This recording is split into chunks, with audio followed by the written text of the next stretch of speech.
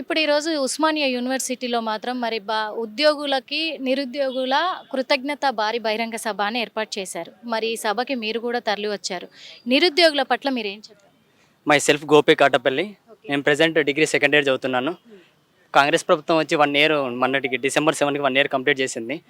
గత 3 ఏళ్ల నుంచి 4 ఏళ్ల నుంచి కేసీఆర్ గారు గ్రూప్ 2 ఎగ్జామ్ వాయిదా మీద వాయిదా వేయడం వల్ల మొన్న కాంగ్రెస్ గెలిచిన 1 ఇయర్లో గ్రూప్ 2 1 వీక్ బ్యాక్ జరిపింది. చాలా ఆనందంగా ఉంది. రీసెంట్ టైంలో constables jobs and mega DSC కూడా నోటిఫికేషన్ వేశారు. 3-4 ఇయర్స్ కూడా ఇంతవరకు ఏ గ్రూప్ నోటిఫికేషన్ కూడా వేయాలి. కాంగ్రెస్ ప్రభుత్వం అనేది చాలా ముందుగా మంచిగా జరుగుతున్నది. ప్రభుత్వం అనేది చాలా కృతజ్ఞతగా ఉంది. ఈరోజు నిరుద్యోగులు వేల సంఖ్యలో వచ్చి సభని విజయవంతం చేస్తారని మనస్ఫూర్తిగా కోరుకుంటున్నాను. ఇంకా ప్రభుత్వానికి ఇంకా నాలుగు సంవత్సరాల టైం ఉంది కాబట్టి ఇంకా మంచి మంచి నోటిఫికేషన్స్ వేసి ప్రజల్ని, నిరుద్యోగుల్ని మంచి ఉన్నత స్థాయిలో ఉంచాలని కాంగ్రెస్ ప్రభుత్వం ఆమోదిస్తుంది. Thank you. అంటే మొన్నటి వరకు కూడా చూసుకున్నట్లయితే ఒక 2 నెలల వరకు 2 నెలల క్రితం వరకు కూడా ప్రజాపాలన అని చెప్పేసి ప్రజాభవన్ దగ్గర పెట్టారు. అక్కడికి కూడా నిరుద్యోగులు చాలా మంది వచ్చారు. అంటే మాకు న్యాయం జరగట్లేదు, కాంగ్రెస్ ప్రభుత్వాన్ని మేము గెలిపించుకున్నాం నిరుద్యోగులమే, అయినా మాకు న్యాయం జరగట్లేదు అని అన్నారు. మరి దానికి ఏం చెప్తారు? ఇప్పుడు కాంగ్రెస్ ప్రభుత్వం వచ్చి 1 ఇయర్ అవుతుంది కదా మేడం. 1 ఇయర్ అవుతుంది కాబట్టి అన్ని ఫుల్ఫిల్ చేయలేరు కదా. ఇంతకుముందుకు వేసిన నోటిఫికేషన్లు చాలా క్యాన్సిల్ అయినాయి కదా. ఇది జస్ట్ ఒక 8 months. ఇప్పుడు ఇంకా నెక్స్ట్ తర్వాత సంక్రాంతి తర్వాత కూడా కానిస్టేబుల్ నోటిఫికేషన్ ఇస్తా అంటున్నారు. తర్వాత మేబీ ఛాయిస్ ఉండొచ్చు, group 3, group 1, group 3, group 4 main ఉంది, గ్రూప్ 4, గ్రూప్ 3 ఉంది. ఆ ఛాయిస్ కూడా ఉంది కదా. మేబీ నోటిఫికేషన్ వేసి ఛాయిస్ ఉంది. ఇప్పుడు గెలిచిన 8 నెలల తర్వాత ఎవరు ఫుల్ఫిల్ చేయలేరు కదా. వాళ్ళు 10 ఏళ్ళు ఉన్నారు ప్రభుత్వంలో. వాళ్ళు ఎన్ని నోటిఫికేషన్ ఇస్తారో వాళ్ళకి కూడా తెలుసు. అందుకే నేను ముందు అంటే ఇచ్చారు, అవి కూడా ఇచ్చారు నోటిఫికేషన్. చాలా రేర్గా ఇచ్చారు కదా. చాలా పోస్ట్ పోన్ కూడా అయినాయి కదా. క్యాన్సిల్ చేసుకుంటూ వచ్చారు. గ్రూప్ 2 అనేది చాలా పోస్ట్ పోన్ అయినాయి.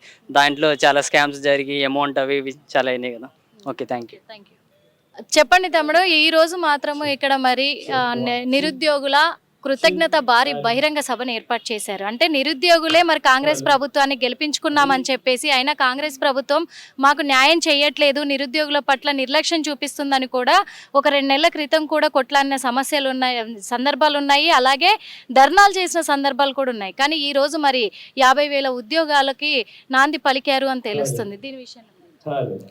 దీని విషయంలో అంటే గత ప్రభుత్వం గెలిచిన దానికి కారణం కూడా ఈ నిరుద్యోగులు, ఈ విద్యార్థులే. ఇలా తెలంగాణ ప్రధాన సమస్య ములికి సమస్య అప్పటి నుంచి ఉన్నదే అదే, ఈయాటికి కూడా ఉన్నది అదే.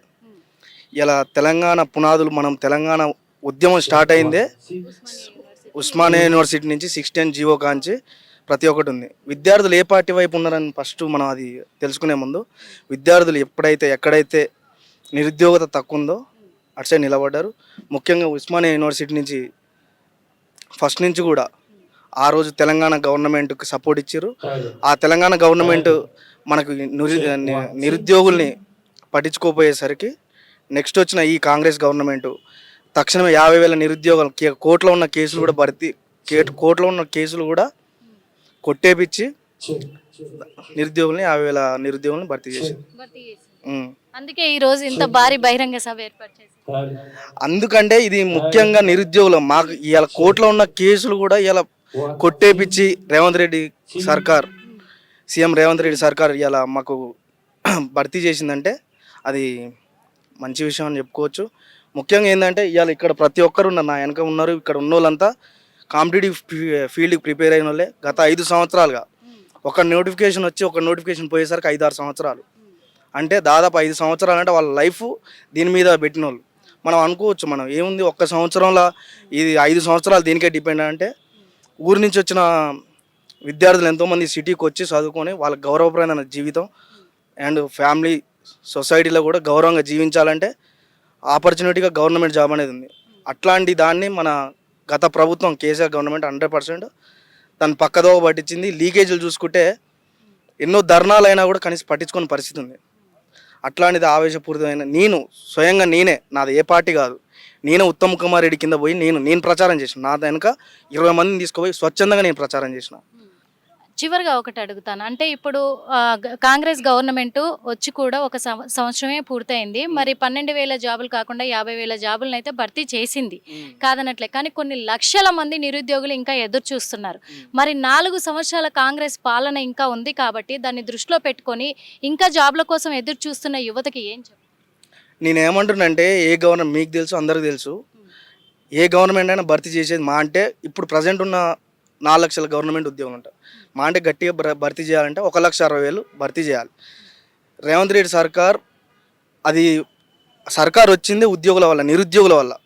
స్వచ్ఛందంగా వాళ్ళంతటా వాళ్ళు ప్రచారం చేసి టీఆర్ఎస్ని పడగొట్టి మరి కాంగ్రెస్ గవర్నమెంట్ నిలబెట్టారు. ఇవాళ కాక ఇప్పుడైతే ప్రజెంట్ ఓకే, కోర్టులో ఉన్న కేసులు కూడా కొట్టేపించి మరి 50,000 ఉద్యోగాలు భర్తీ చేసింది.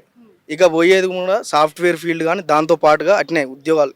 ఇదే నిరుద్యోగం, ఇదే గవర్నమెంట్ సెక్టార్ కానీ ప్రైవేట్ సెక్టార్ కానీ రెండు ఒకే విధంగా. ఎందుకంటే గవర్నమెంట్ సెక్టార్ అందరూ ఫిలప్ చేయాలంటే అది సాధ్యం కాని పని. అదేవిధంగా ఎవరు కొంతమందికి ఇస్తారంటారు జాబ్ క్యాలెండర్ కూడా ప్రవేశించి దాని ప్రకారంగా ఖచ్చితంగా వాళ్ళు అన్న ప్రకారం జాబ్లు రిక్రూట్మెంట్ చేస్తే ఖచ్చితంగా నిరుద్యోగుల సపోర్ట్ ఖచ్చితంగా ఎప్పటికీ ఇదే గవర్నమెంట్కి ఉంటుంది, ఖచ్చితంగా ఉంటుంది. Okay, thank you so much. Hit TV app ని డౌన్లోడ్ చేసుకోండి. ఇందులో short news, live news, entertainment movies అన్ని అవైలబుల్ గా ఉన్నాయి. Please download Hit TV app. Hit TV app. Hit TV యాప్ని ఫ్రీగా డౌన్లోడ్ చేసుకోండి.